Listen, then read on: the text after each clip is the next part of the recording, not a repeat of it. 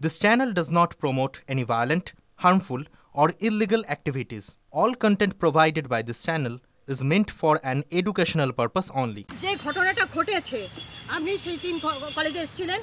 আমি কলেজে এসেছিলাম, আমার ডিন স্যারের সঙ্গে ফ্যাকাল্টি কাউন্সিলের ল ডিপার্টমেন্টে মিটিং ছিল। আমি সন্ধ্যে 5টা পর্যন্ত ডিন স্যারের কাছে ছিলাম। তো কি যেন বলে, আমাদের পরপর মিটিং চলছে এখানে। আজকেও ছিল। আমি কলেজের জন্য আজকে যখন সকালে আমাকে গার্ড জানায় যে আপনি কালকেও জানতে পারেননি যে এরকম একটা ঘটনা ঘটে গেছে? না ম্যাডাম, আমি কালকে জানিনি। আজকে সকালে জানা মাত্র আমি প্রেসিডেন্ট স্যারের কাছে যাই, যে জিবি প্রেসিডেন্ট অশোক দেব, ওনাকে জানাই। উনি বলে আজকে সরকারি ছুটি থাকাতে সোমবার দিন উনি ড্রাস্টিক স্টেপটা নেবেন। আপনি তো এখানকার এখন অ্যাক্টিং প্রিন্সিপাল নয়, vice principal acting vice principal. এই জন্যই আমি এখন নয়না চ্যাটার্জি ম্যাডাম। আপনি তো আপনি যখন পুলিশ যখন আপনার কাছে জানতে চেয়েছিল, আপনি কি মাইনর, দুজন যারা তারা কিন্তু মাইনর নয়, যেটা 19 এবং 20 বছরে, তারা কিন্তু মাইনর নয়, আপনি কলেজের তরফ থেকে, আপনি তো এখানকার অভিভাবক, আপনি নামটা কেন দিলেন না পুলিশকে? পুলিশ যা জানতে চাইবে এখন আসবে। পুলিশ এখনো তো আমার কাছে কোনো রিটেন কিচ্ছু পাঠায়নি, কিছু না। পুলিশ আসলে পরে আমি সব বলবো। আপনি তাহলে কোত্থেকে জানতে পারলেন ম্যাডাম? হ্যাঁ, আমাকে গার্ড বলেছে দুটো রুম সিল হয়েছে। তারপরে সকালে পুলিশ ফোন করে জানিয়েছে। আজকে সকালে সঙ্গে সঙ্গে আমি জিবি প্রেসিডেন্টের কাছে গেছি, অশোক দেবের কাছে। এবং অশোক দেব স্যার বলেছে আজকে রথযাত্রার ছুটি আছে, তুমি সোমবার দিন আমরা এটা নিয়ে বসছি, এবং এমন কোনো ঘটনা ঘটে থাকলে কলেজে আমরা মানে জঘন্য থেকে জঘন্য শাস্তি চাই। একটা কথা বলুন, এই যে মনোজিৎ মিশ্র বা ম্যাঙ্গো এখানে প্রাক্তন স্টুডেন্ট ছিল, তার বিরুদ্ধে আগেও একাধিক অভিযোগ ছিল এবং তার সে একাধিকবার আগে সাসপেন্ড হয়েছে, কিন্তু সেই জায়গায় দাঁড়িয়ে তাকে অস্থায়ী কর্মী করলেন কেন আপনারা? এটা সমস্ত জিবির ডাইরেকশন আছে। মানে জিবি যেইভাবে ডাইরেকশন দেয়, আমাদের একটা অ্যাডিশনাল সেকশন হয়েছিল। সেই সময় শুধুমাত্র মনোজিৎ মিশ্র নয়, আরও দুজন স্টাফকে পিওরলি টেম্পোরারি হিসেবে নেওয়া হয়েছিল।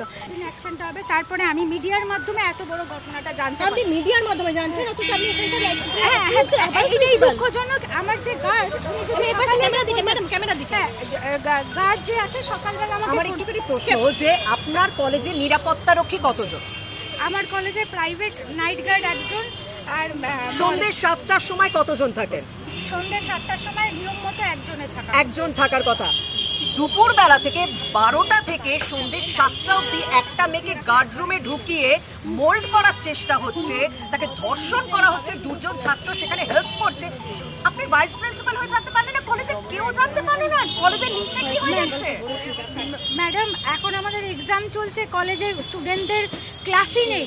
তা সত্ত্বেও আমার মিটিং ছিল বাইরে, এবং আমি আপনাদের কাছ থেকে, কেউ বলছে দুপুর বেলাটা, কেউ বলছে রাত্রিবেলা। ম্যাডাম আমাকে না, মেয়েটি 12টা 5-এ, মেয়েটির যে অভিযোগ তার সেটা হচ্ছে 12টা 5-এ ঢুকেছে, সন্ধ্যে পর্যন্ত সে এখানে ছিল, এবং তারপরে তাকে সন্ধ্যে 7:30 থেকে 12:50 পর্যন্ত তিনি পরীক্ষাও নেই, ক্লাসও নেই। মেয়েটি যে কলেজে এসছেন কোনো মানে অ্যাটেন্ডেন্স, শুধুমাত্র মেয়েটি কলেজে এসছেন না, আপনি মেয়েটির দিকে বলছেন যে মেয়েটি কেন কলেজে এসছে। আমার প্রশ্ন যে ওই স্টাফ ওখানে এলো, দুজন ফার্স্ট ইয়ারে পড়ুয়া এলো, তারা ডাকলো মেয়েটাকে, মেয়েটি কেন এসছে সেটা অবশ্যই আপনি আপনার দিক থেকে প্রশ্ন করছেন।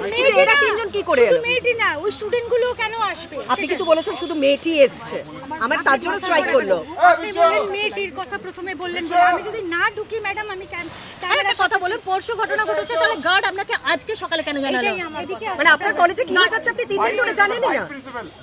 আমি কালকে মিটিং এ ছিলাম, ইউনিভার্সিটি মিটিং এ ছিলাম। মিটিং সেরে আমি যখন কলেজে আসলাম, আমি তো 6টা 6:30। দিদি কি হয়েছিল ম্যাম, কি হয়েছিল?